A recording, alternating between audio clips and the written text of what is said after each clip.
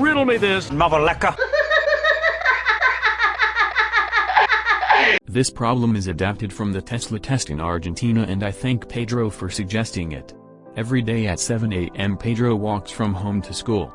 On Monday he walks at a rate of 95 meters per minute and he reaches school 1 minute late. On Tuesday Pedro makes the same walk at 105 meters per minute and he reaches school 1 minute early.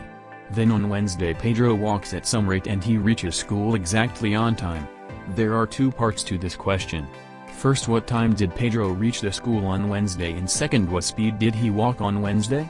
Pause the video if you'd like to give this problem a try, and when you're ready keep watching to learn how to solve this problem. We'll get started with the formula that distance is equal to rate times time.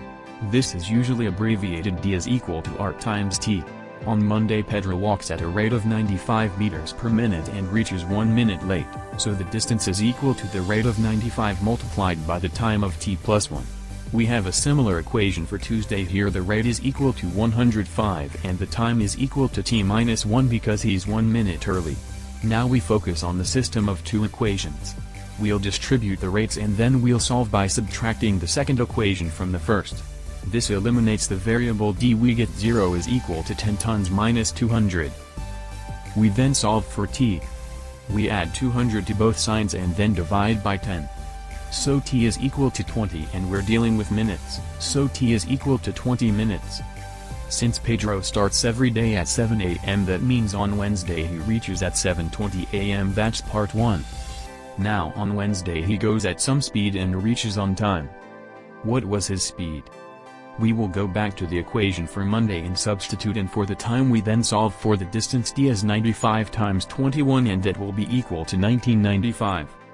We can then use our equation d is equal to rt on Wednesday, and we need to solve for r.